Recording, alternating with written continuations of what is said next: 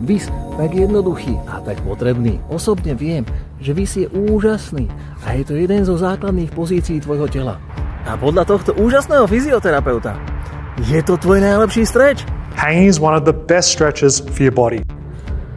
Tento doktor visom lieči a tvorí prevenciu pred bolesťou ramena. When I realized that 95% of the surgery that is done on the shoulder is unnecessary. A tento fantastický tréner hovorí, že 5 minút visí skladaného času ti odovzdá ohromnú výživu pre celé tvoje telo. A je tu ešte ďalší kopec príbehov, prečo je vis úžasný a vysoko odporúčaný.